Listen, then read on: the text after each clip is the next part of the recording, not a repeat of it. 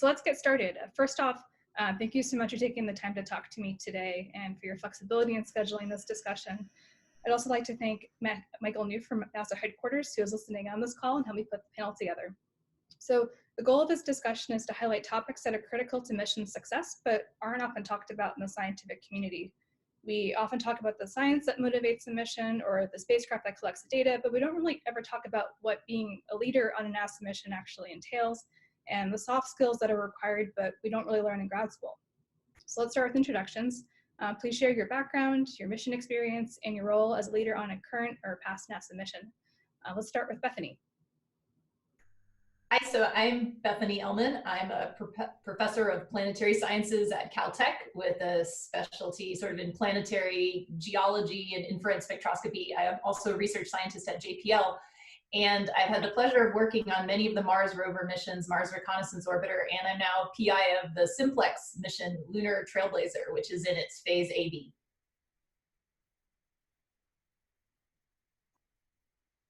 David? Sure, I'm David Lawrence, and I'm a staff scientist at Johns Hopkins Applied Physics Lab.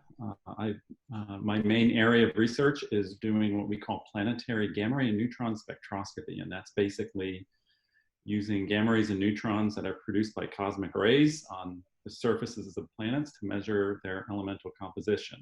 And I've been involved in this field for over 20 years. I started out as a postdoc working the Lunar Prospector mission. And right now, I'm actually leading the development for 3 different instruments, gamma ray neutron spectrometer on Psyche mission, another gamma ray neutron spectrometer that we call Megane, and that's an instrument on the Japanese Mars and Moon's exploration mission.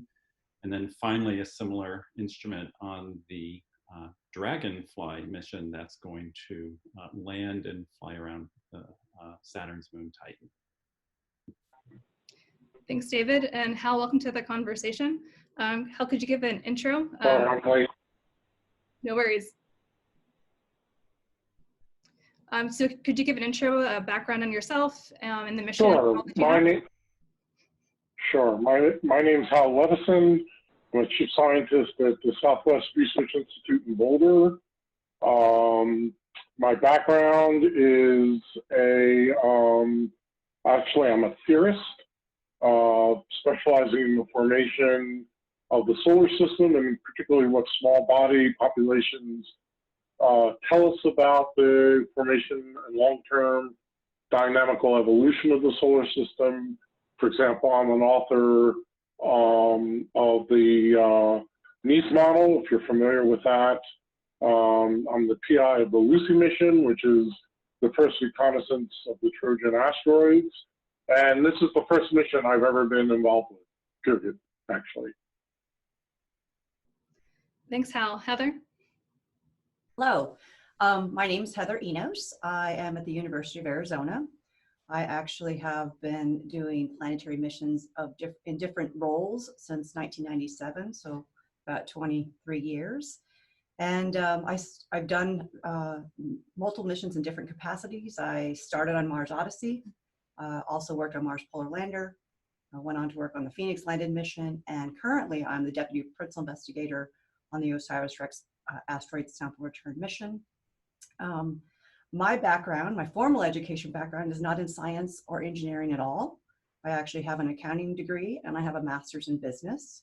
But many years ago, I learned that there was a lot of similarities in systems engineering, and both of those skill sets that I got a formal education in. So over the course of time, I would consider myself a self-taught systems engineer and have done a lot of the science also on small teams, actually hands-on. So I kind of come from a different, unique background, but it always has been very beneficial in terms of how I integrate myself into the management role and the leadership role that I think does bring a unique perspective to the missions I've worked on. Thanks, Heather. Jim? So my name's Jim Hecht. I'm a senior scientist at the Aerospace Corporation in El Segundo, California. Aerospace is a federally funded research and development center, which provides systems engineering to the Air Force for acquisition of space systems. but we've had for a long time, actually since its founding, a laboratory operations that does fundamental research and applied research in space physics. So I basically an upper atmospheric space physicist who studies auroral processes, specifically effects of heating on composition change, and also ground-based observations of mesospheric waves, atmospheric gravity waves. I've been doing that for many, many years. So I've been doing ground-based instrumentation. I've done a lot of sounding rockets. I've been an instrument PI and a mission PI on sounding rockets. I'm currently a PI on a CubeSat, NASA CubeSat called DAILI, which at this point is scheduled to go in 2021. And that's going to make limb observations of the atmosphere to measure molecular oxygen. And also, I guess one other thing, we also are involved with deploying space instruments on the space station. So currently I'm a co-I on an instrument called NIRAC, which is an airglow camera that's observing the Earth as we speak at night and day at very high resolution. All right, well, thanks everyone. One of the things that I'm most excited about with this panel is that we don't just have PIs, we have deputy PIs and instrument PIs. And so I think this will be a way to give people insight into the different leadership opportunities that there are on NASA missions. So if you could go through and describe the responsibility and scope of the role that you have, and perhaps even insight into day-to-day, I think that would help people get an idea of what that role actually entails. So Bethany?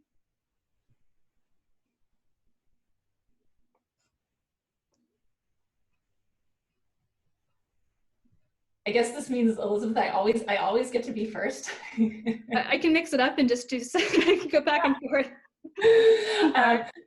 Okay, I'll shoot. In terms of the day-to-day role as the PI on Lunar Trailblazer, I mean, it's pretty diverse, and you know, frankly, we're in the middle of phase AB, where we're working toward refining our instrument concept and working toward our preliminary design review right now. So it's a lot of thinking like several years ahead to how our mission will perform when it's on orbit. What are the challenges that we might face? How do we mitigate those now through our design? And so I love it because there's a lot of interdisciplinary long-term thinking. In terms of the day-to-day though of what I'm doing, it depends on the day. Usually it involves a lot of telecons. We have a weekly science team tag up where we talk about a science topic in lunar science or an aspect of the types of observational strategies or data calibration approaches that we'll be needing to use. I also have a couple of times, there are like 3 or 4 more technical meetings where we review the systems engineering concepts for mission design and trajectories, or an aspect of the optomechanical design of our imaging spectrometer or thermal camera instruments. And so I kind of feel like my role is a little bit of making sure everyone is heading in the same direction, and that all of these different groups, which are dealing with very specific tasks, are all oriented in a big picture sort of way. The final really big aspect that I didn't anticipate, although some of my more experienced colleagues on the line maybe would be like, I told you so, is the aspect of the mission that's really sort of management facing in terms of interface with NASA headquarters or with the administrative offices and contracting offices for our program, which are located at NASA Marshall. And so I spend a lot of time also, I find, trying to keep those 2 organizations coordinated with us and coordinated with each other. So that's sort of the breakdown for us right now in the stage that we're in. Thank you, Bethany. David? All right, well, I think the answer is very similar. Lots and lots of meetings. And before this last week when we've been forced home, a lot of those meetings are done face-to-face. I spend a lot of time walking the hallways, you know, meeting. We have on the 3 projects, on 2 of them, we have the same project manager. And, you know, he's the guy that kind of directs all the traffic, but I have very close relationship with him to understand things about cost and schedule and how all the tasks are getting done.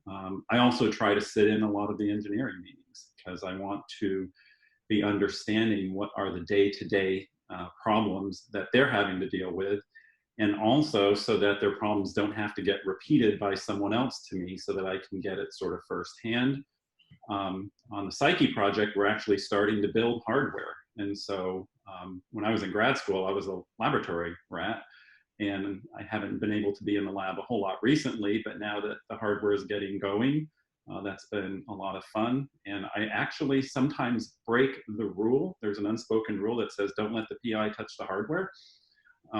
But I have had that privilege, and so it so far hasn't broken yet. And then also interacting with the various scientists. And then as Bethany was saying, you know, you have the sponsors on the other end. That's either, say, NASA headquarters, and you need to run interference with that, or, and say, when you're a PI of an instrument where there is another mission manager like Jet Propulsion Lab, there's a lot of interactions with the folks that are managing the mission. So, you know, you're in the middle of a whole lot. There's a lot of person-to-person interactions, but it's something I've very much enjoyed being able to do.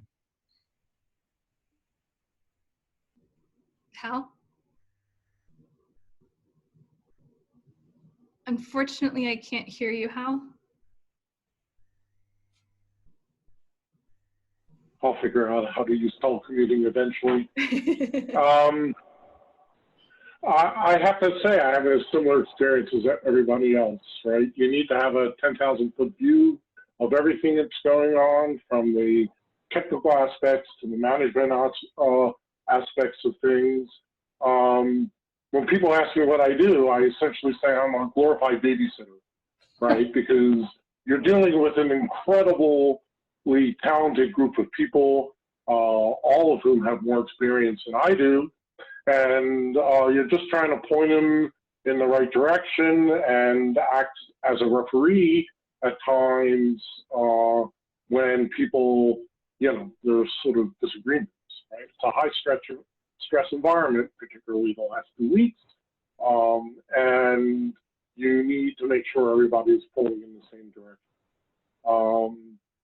The only thing that else that I can say is that what I've seen, looking at missions from the outside and comparing to how Lucy looks, is that the PI has a lot to do with setting the personality of the group and the dynamics of the group.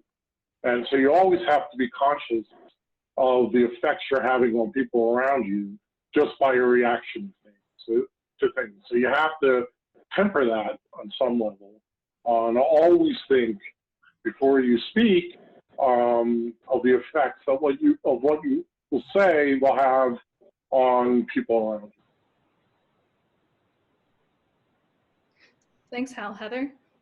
Sure, Hal is a great point. I think that's one thing we all have to be cognizant of, is people are always looking to us as leaders in our roles, and we easily can be distracted by some of the chaos. And so I agree with you, Hal. That's a really big thing that I have to focus on frequently, is making sure that even if I feel like we have an obstacle that is going to require a little more effort to resolve, the team needs to know that we have confidence we're going to get there. So, you know, being positive but realistic is a really important thing when you have a large project. In terms of OSIRIS-REx and my role in OSIRIS-REx, I've been fortunate to be on the mission since the very beginning, from the step 1 proposal. And when I was first asked to join the team by Mike Drake, when I was coming off of the Phoenix landing mission, I first said, oh gosh, I don't think I have another mission in me right now. I was pretty tired. But I said, okay, if I can own the proposal, that means help formulate the team and the culture of the team. And that was a really important word that I used frequently with Mike Drake and Dante Loretta. And subsequently, Mike Drake passed away, and that was a complication that we had to work the team through, which in itself is a soft skill. But most importantly at the time, just formulating your team and knowing that from a culture perspective, for grassroots, really communicated as leadership that we were going to create our own team culture, and we were bringing in multiple cultures. We were bringing in corporate, we were bringing in academic, we're bringing in government, we're bringing in private sector. So there's, it was really an intersection of cultures that needed some true mentoring and understanding to bring everybody together. And it's not a one-time thing. It's a continuous thing when you have a long mission, because you change some leadership, you change some personalities, you change people coming and going. So it's an important thing that I think one of my main responsibilities as deputy PI is to continuously watch the growth and the change on the team and bring everybody back to the same purpose and the same culture, because you can easily lose track of that. When you have a long mission, it's even more challenging. So I think that's a skill and something as a leader on these missions that you need to not take lightly. And I think it's important to recognize it from the beginning. So I, on a daily basis, like many others from a management perspective, responsible for working closely with our project management office at Goddard and Lockheed Martin to ensure that our resource profile is still adequate and accurate, and reporting it up and out to Marshall Space Flight Center and NASA headquarters, and really creating also with those partners and those part of our culture, a sense of transparency and not waiting if something seems to be, needs to be addressed and communicated. I think getting trust and respect across our partners has also been something that I work on a very active basis, and I think you need to take the time required to do that. And I think the other important skill set to have, and it's, again, I'm a type A personality, and I just like to get things done. So but I also am a touchy-feely, so I have a little bit of both benefits. I think watching out for the team and creating opportunities where you're doing recognition at all levels is really important. And it's simple things, it's super simple things. Like, we established something called the PI Award of Distinction, and twice a year, you know, we just throw a little barbecue when we give these awards to the team members, they're actually more meaningful to them than I would say, you know, I've got a lot of the group awards from NASA Achievement Award. Those are nice to haves, but your team needs to know that you're aware of what they're doing at every level, as difficult as it may seem. So I spend a lot of time, a little bit, sitting on a lot of telecoms, sitting in splinter meetings that are science-based, engineering-based, resource-based, just so that I have my finger on the pulse of what every person is working on and what their obstacles or difficulties may be. Then also to be able to acknowledge on a personal level when they do something that's worth mentioning, and give everybody a chance for some recognition. Thank you. Jim? Yeah, I may be coming at this from a slightly different perspective. So I'm not a manager at work. I'm a scientist, and I'm a research guy, instrument guy. And I've been at Aerospace almost 40 years, and there are people there who've been there a lot longer than me. So it's a tight group of people.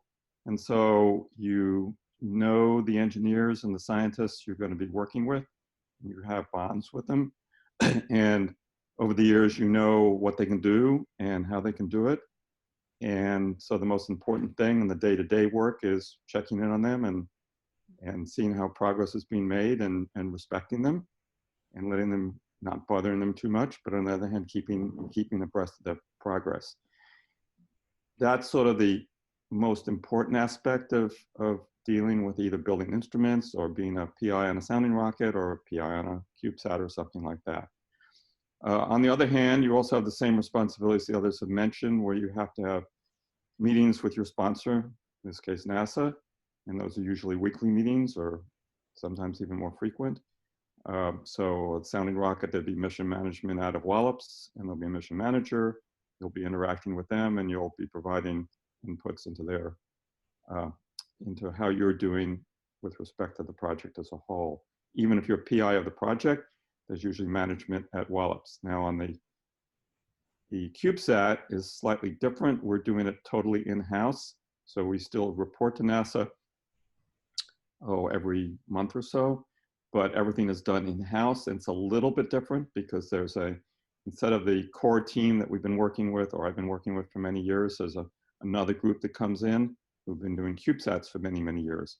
So it's melding another group. But on the other hand, you still know these people, you see them all the time. So you're working with people you know, you understand what they like to do, what they don't like to do, what their strengths and weaknesses are, what your strengths and weaknesses are, and you try to be respectful of people. So it's I think the most important thing in being a PI or instrument PI or a mission PI is having a good group of people and working with them and respecting them. Great. Well, we started talking about teams, so let's dig into that a little bit more deeply.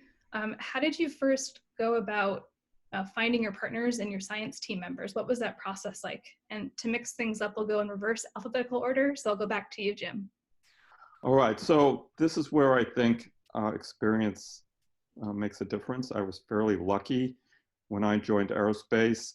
My mentor was Andy Christensen, who at that time had a sounding rocket program. These are the days where PIs had a sounding rocket program, and as long as they did okay, they just kept it. It kind of changed somewhat after I joined, but it was like that when I joined. So there was somebody there who had a program. I was able to learn from him and his experiences. And from the time I joined to the time I actually became an instrument PI was about 10 years, and a sounding rocket PI was about 20 years. And during that time, I built instruments, deployed them in various ground-based sites, worked with other scientists, worked with engineers, learned who I worked well with, and those are the people who formed the core of teams when I was doing bigger things like sounding rocket PIs or CubeSat PIs or other instrument PIs. So it really takes time to work with people at a lower level. Working on an instrument very much helps. Sitting in on meetings, listening to WALP's conversations when the PI is on those type of meetings is very helpful. And you just have to learn how well you work with people and you don't work with some people. You'll certainly learn that some people have strong personalities, and sometimes on some of the science teams you have some strong personalities, and you have to learn how to deal with that. And it's just people skill, and that comes from experience. So, Heather? So your first question was, how did you select your team members? And so I'll say that's where you start with the initial rigor of developing your requirements based on your mission objectives or your instrument objectives. And so we started with, what are our requirements? From the top level as a management team. And then we take the requirements, which are, I'll call those the technical requirements, because you know whom you need to have capabilities that can meet those requirements from a technical perspective. But then I think, and so we went out, in industry and then the science community to make a determination. Whom were our options? What were our options in terms of who could provide the capabilities to meet the requirements?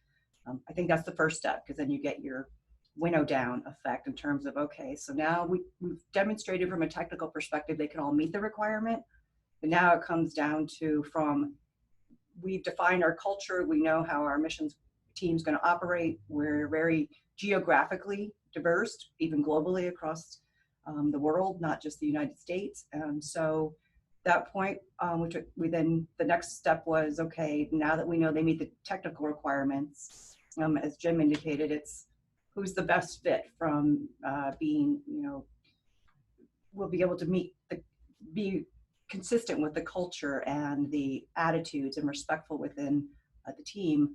I mean, I'll be honest, sometimes you have somebody that has a slightly better technical skill, but they have, they're better at cooperation and communication and team building and teamwork.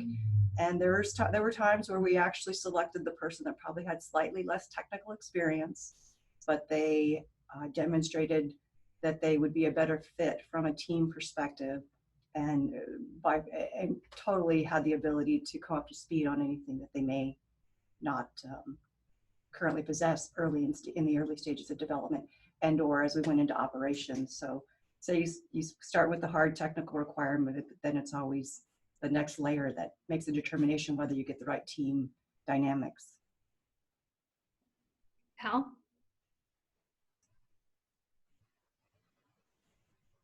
So we actually built heavily on the heritage of New Horizons, right? We wanted to create a team that we knew worked well together and would have fewer growing pains.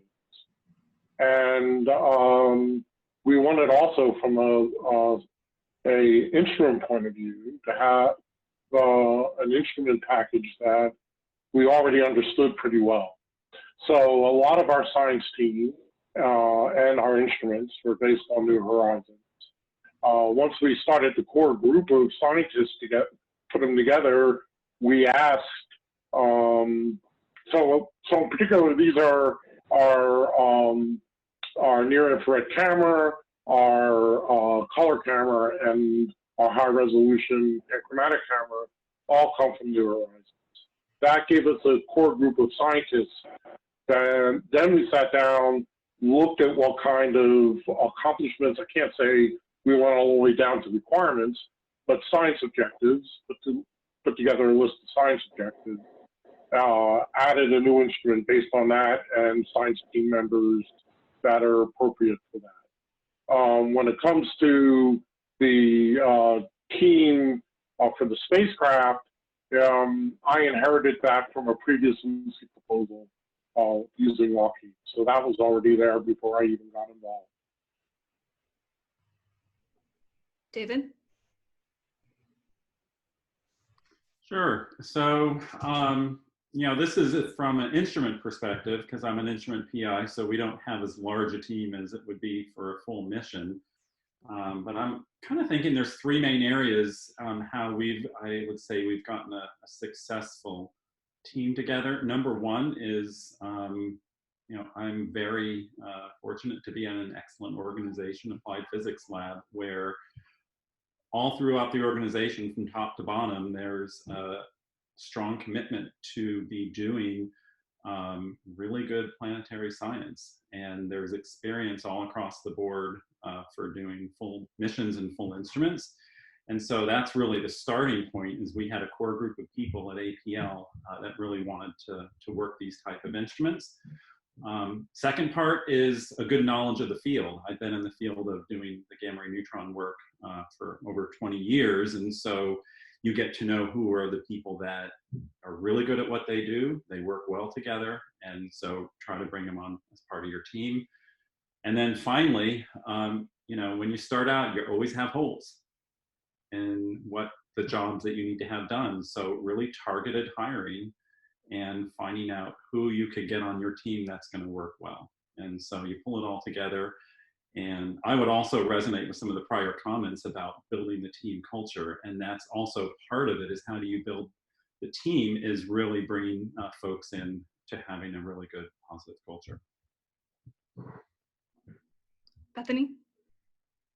For the Lunar Trailblazer team, we started with one particular instrument, our high-resolution volatiles and minerals mapper, an imaging spectrometer from JPL that we knew would make the type of measurement that we wanted at sufficiently good radiometric resolution, uniformity, like rockstar instrument. Okay, so that came with it two scientists who were like really experts in the technique, who I've had the pleasure of working with on a number of proposals.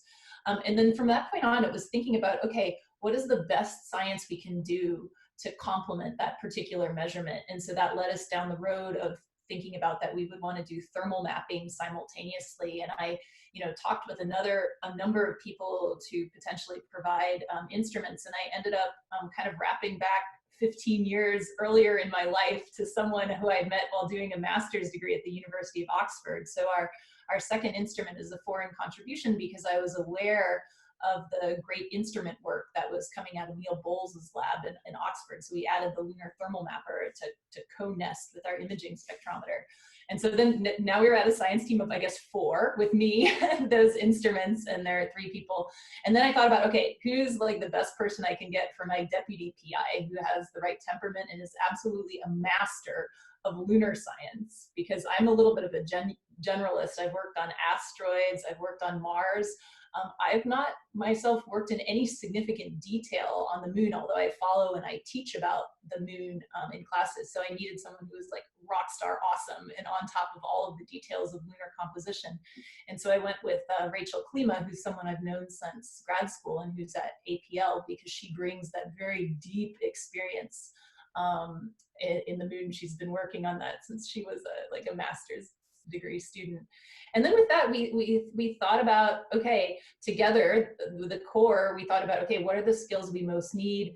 Who are people who are scientifically excellent, but also have the type of personality that they will speak up and collegially, but thoughtfully ask like hard questions, you know, of the rest of us who are making the instrument and doing the technical side, because we really want to do the best science possible. And so bringing people who would use the data with a deep experience, but maybe a different perspective was key. And so, yeah, in terms of building the team, then personality matters and collegiality matters, because the list of people who could be on the mission is far greater, you know, than what our small SAT budget is able to handle. So hopefully there'll be a participating scientist program, but you know, in picking our core, which we're about just a science team of 10, right, for the whole mission, it was really a matter of balancing that collegiality. The other thing, though, that I guess is a little bit maybe different about Trailblazer is we have a pretty significant student collaboration component. So one of the things I wanted to do with Trailblazer is to think about also like training the next generation of planetary scientists. And the reason I think I am a mission PI is I got involved as an undergraduate working operations for Spirit and Opportunity, and that's thanks to Steve Squires and Ray Arvidsson. And I wanted to give other undergraduates that opportunity for Lunar Trailblazer. So one of the things we have is we have Caltech students who will be working on the mission, and we also have a co-I on the team from Pasadena City College, which is a community college of 30,000 students, just like kitty corner to Caltech, and wanted to kind of expand those opportunities to that 2-year college community to really get involved with the excitement of space missions. So there was that component to building the team, is the kind of pass it on, foster the next generation sense as well. Thanks, Bethany. Your comment leads well into my next question, is which is what professional or personal experiences best prepared you for the role? So let's go with Jim. All right, sorry, in reverse again. So I think when I got to aerospace, I actually did a PhD at UC Santa Barbara in chemical physics. And I worked on making dust particles. And then I went to Goddard as a postdoc, worked with Bert Dawn and Joe Newth on interstellar dust particles. And then I went to aerospace, completely different, atmospheric physics. And one of the things that prepared me was that I was doing instruments and laboratory measurements. And at Aerospace, I transitioned into building some ground-based instruments to observe the atmosphere and eventually space rocket instruments. So it's getting hands-on experience with building some instruments, deploying them, taking the data, understanding the data, working with other scientists who might be interested in that data, giving talks. Again, working with engineers and understanding people's personalities and who you work well with and who you don't work well with. That's the key to becoming a successful either instrument PI, sounding rocket PI, or CubeSat PI. So it's just being a scientist, doing work, getting experience doing that. And in my case, I believe hands-on experience with building instruments and developing instruments and working with engineers, that's important. So that to me was the key. Heather? So I'm going to first talk about my professional grassroots getting me to WPI.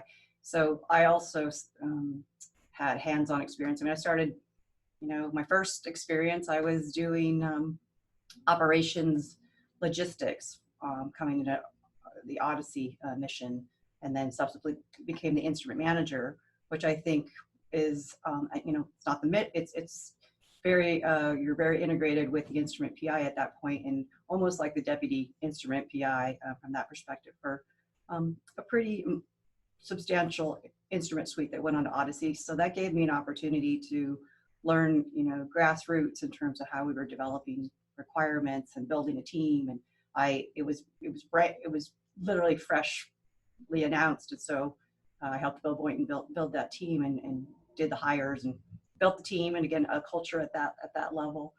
Right about the same time, Mars Polar Lander was having some difficulties in terms of getting their ground systems together. And the same group that I was working with, but I hadn't intended to work on that one, was an instrument going on a Mars Polar Lander as well. So I jumped in and tried to help get some of that work accelerated so that when we landed, we would be prepared for the mission.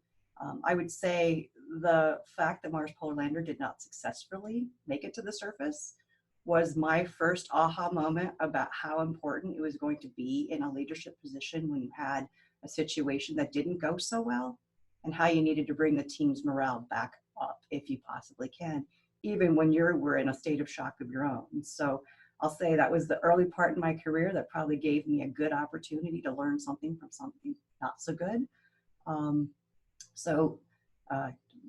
Building instruments, experiencing a non-success. I won't call it a failure because I don't like to call it that, because I think there was still a lot of things gained from that.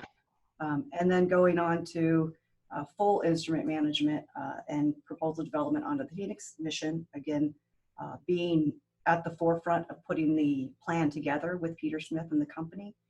It, collectively putting together a proposal, a plan, and an execution from development all the way through operations gave me an opportunity at that level of a mission.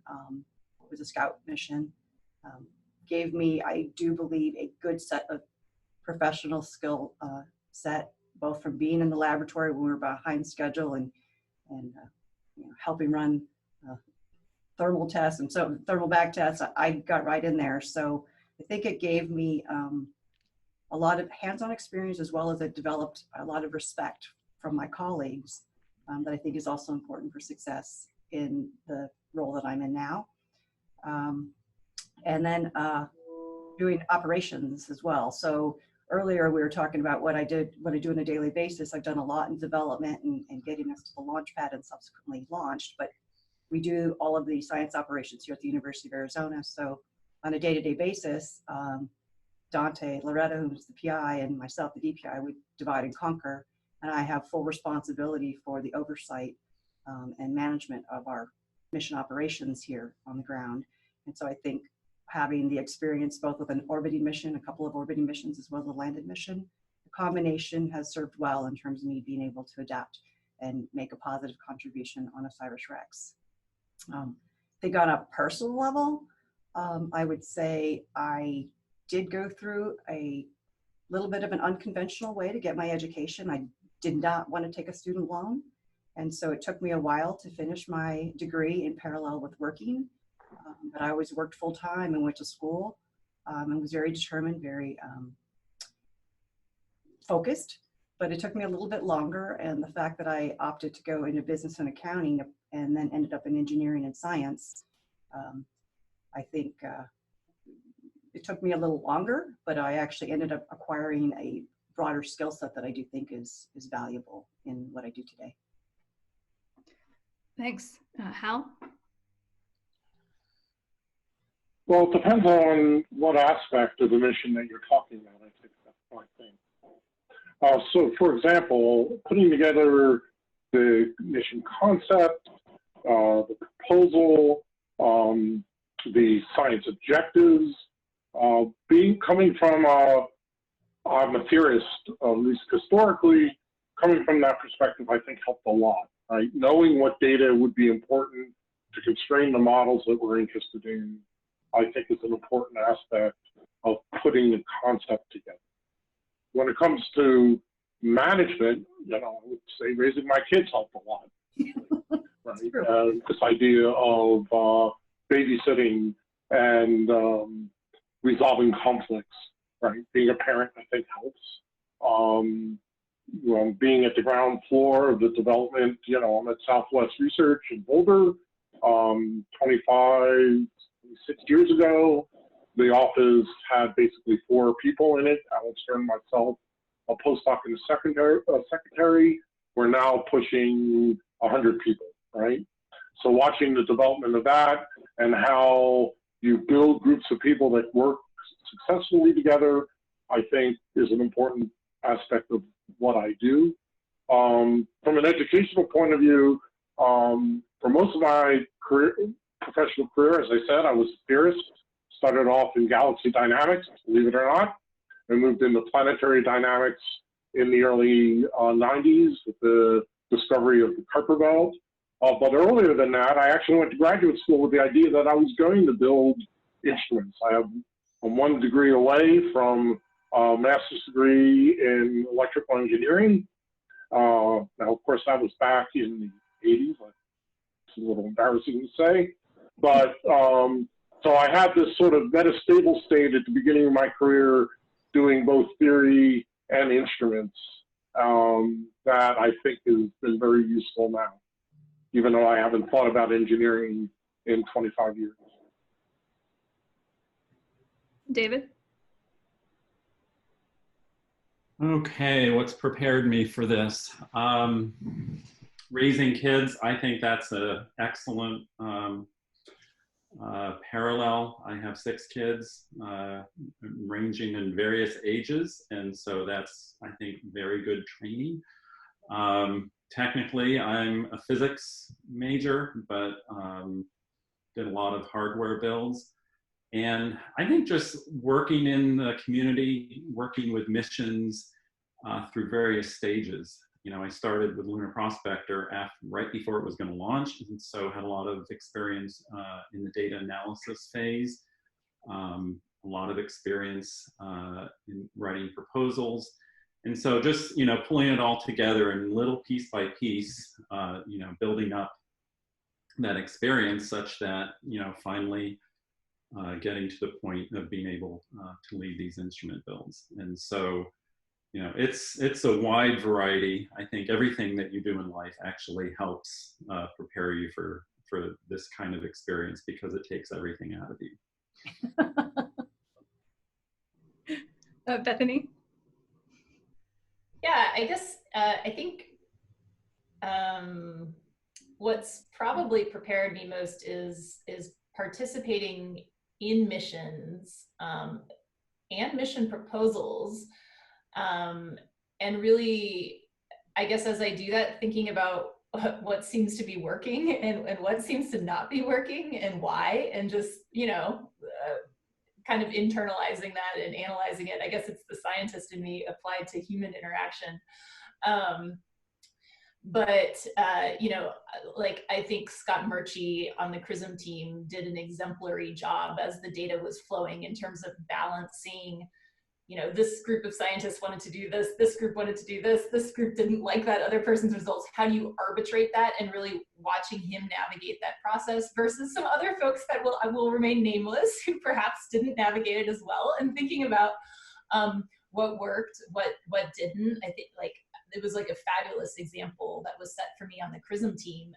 And I think equally, as I mentioned earlier, I was really fortunate to have an experience as an undergrad working on Spirit and Opportunity operations, both in the prep before they landed, and then I spent the last term of my senior year of undergrad out at JPL operations. And I was super fortunate because one of the roles that I was assigned was the documentarian who followed the science ops chair for the day. So on a rover mission, every day, there's one person who's in charge tactically of in the first 2 hours, steering the entire science team to consensus as to what needs to be done.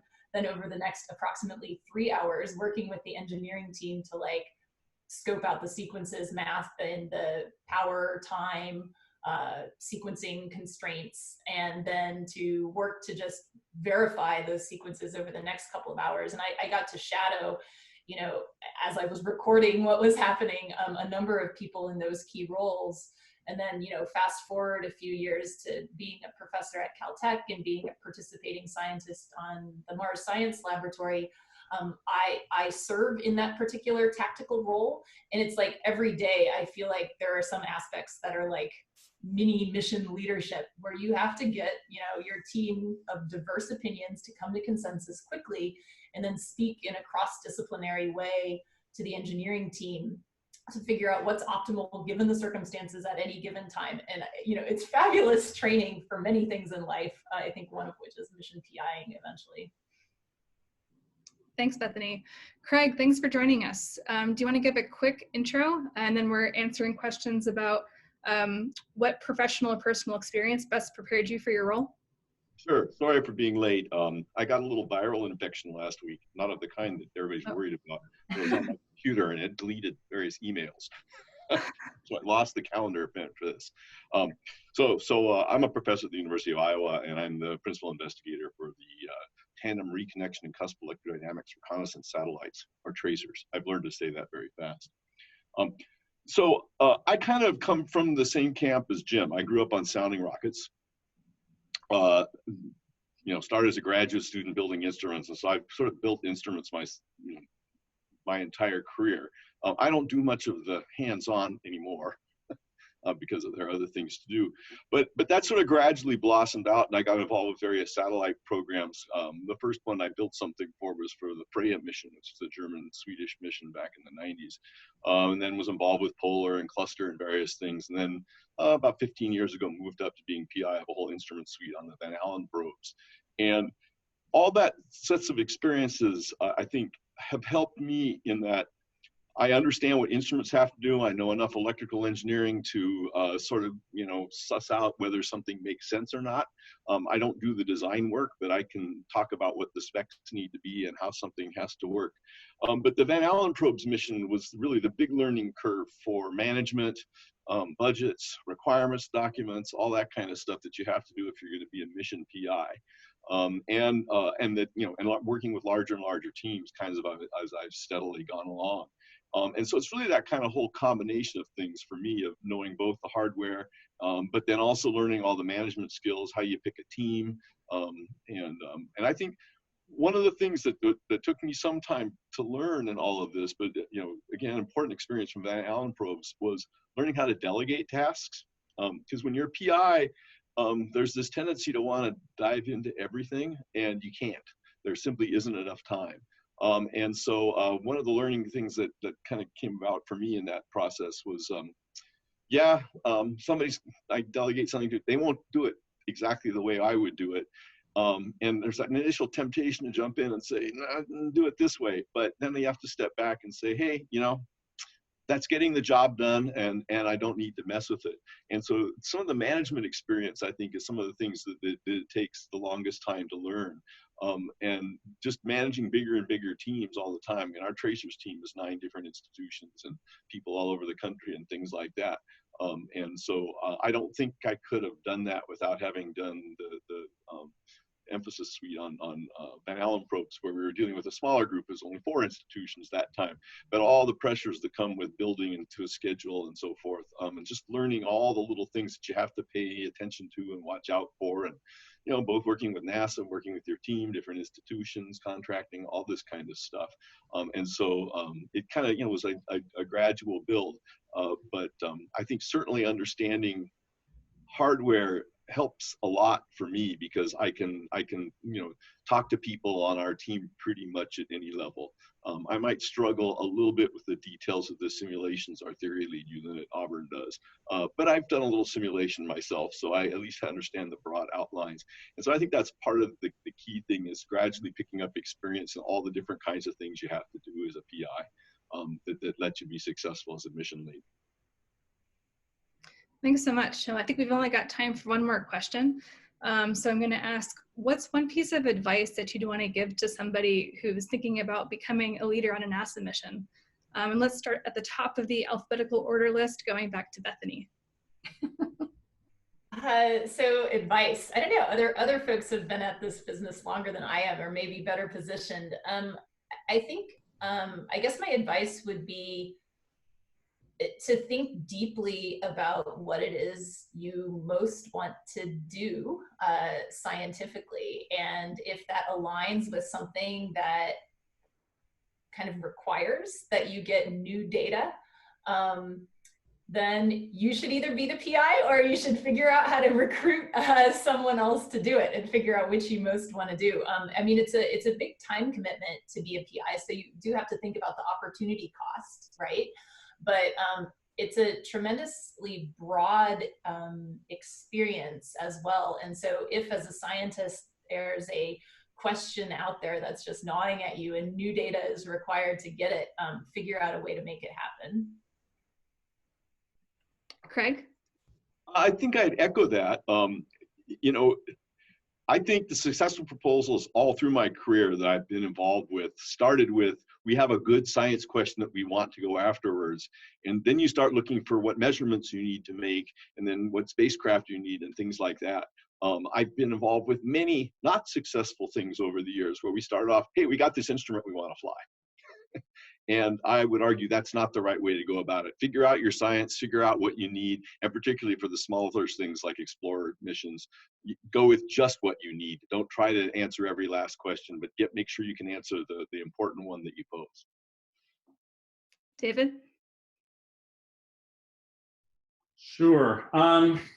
One piece, I agree with those, so I will go with something different. I think learn and practice perseverance.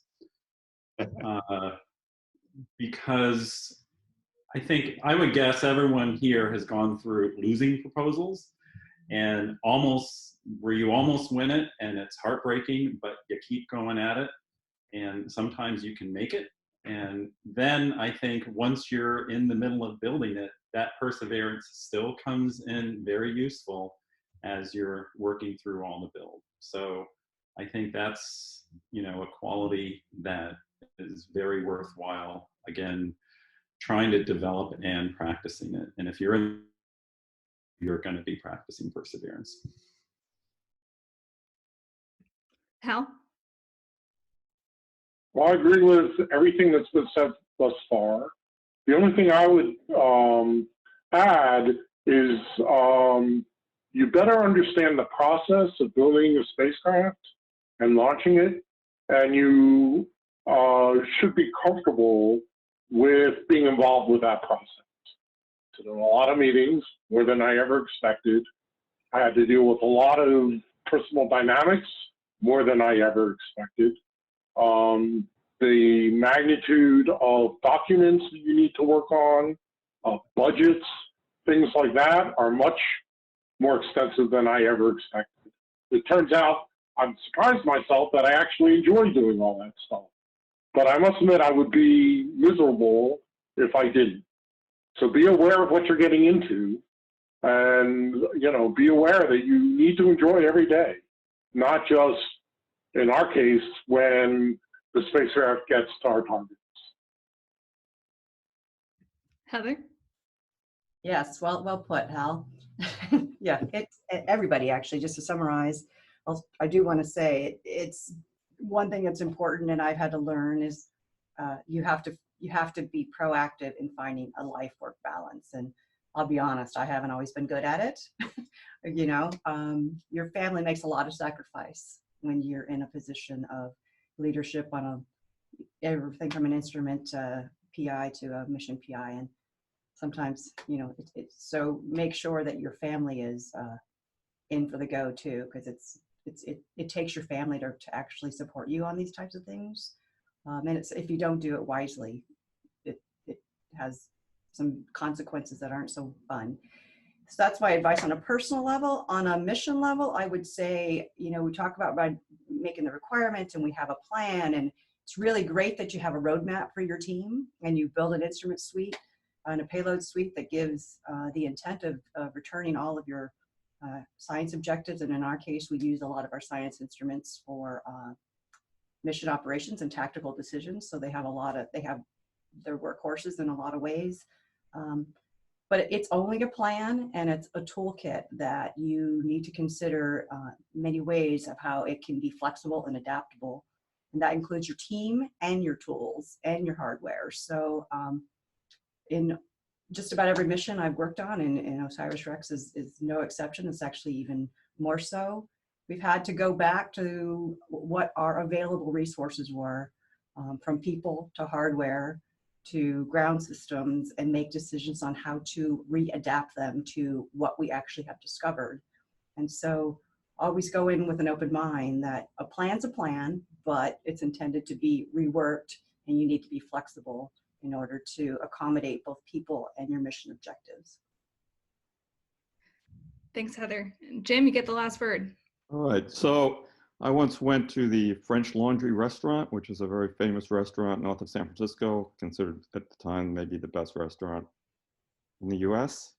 And at the end of the meal, we went back into the kitchen and we had the menu, and we had the chef, Thomas Keller, sign the menu. And he was a very passionate guy, and he signed the menu and he put the phrase in, "It's all about the flavors." So in our case, I would say, if I was signing a similar thing, I would say it's all about the science. If you're passionate about the science, then I think it'll work out. And if you're not, you probably shouldn't be doing it. Well, thanks, Jim. And thanks everybody for your time. I really appreciate it. I feel like we barely scratched the surface. I have about at least a dozen follow-up questions for all of you, but alas, it's the end of the hour. Thanks again, stay safe, and I will let you know when I publish this online, and hopefully we get to distribute it and share it, and it lets people get kind of an idea of, you know, what they're getting themselves into when they consider what becomes to be API, what it means, and what it entails. And yeah, thank you very much. I really appreciate it. Thanks, Take guys. care. Bye-bye, everyone. All right, thanks, Elizabeth. Fun conversation. Bye, everyone. Bye. Yeah.